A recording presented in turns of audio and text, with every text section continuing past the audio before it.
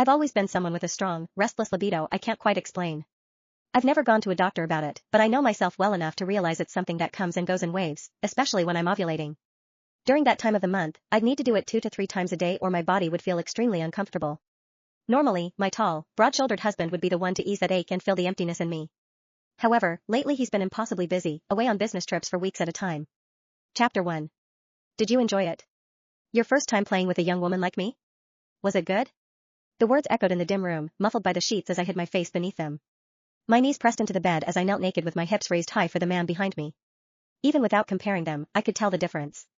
My father-in-law's body was much more built than his son's. I'd always known there was something different about me. A restless hunger stirred within me and refused to quiet down.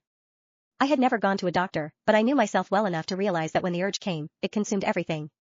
During those days of the month, I could hardly focus on work, and nights felt unbearably long and empty. Normally, my tall, broad-shouldered husband, Ryan Collins, would be the one to fill that void. However, lately he was away more than he was at home. Business trips stretched into weeks, leaving me to wrestle with my own thoughts and needs. Trying to distract myself stopped working. I found it hard to concentrate at work, my mind drifting again and again to the lure of lust. Even masturbating with a vibrator every night was not enough. My mind was always filled with thoughts about sex. It became so bad that I carried a spare change of clothes in my bag, just in case. That evening, the subway was packed. I had just managed to steady myself in a corner when I suddenly felt a firm pressure caressing my bottom. It was a hand, hot and uninvited. Pervert. I almost shouted. Every woman who commutes has faced something like this, and I was no exception. My skirt was short, perhaps too short.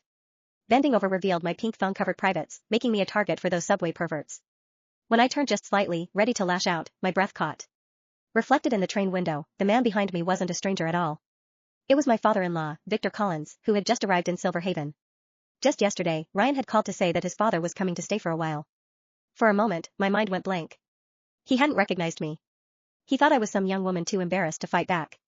His broad frame boxed me in completely, unaware of who I was. I froze, heart pounding. Every instinct was torn between fury and panic as I clenched my muscles to fight the intense tingling that pierced my bones. I was terrified that I would let out a shameless moan.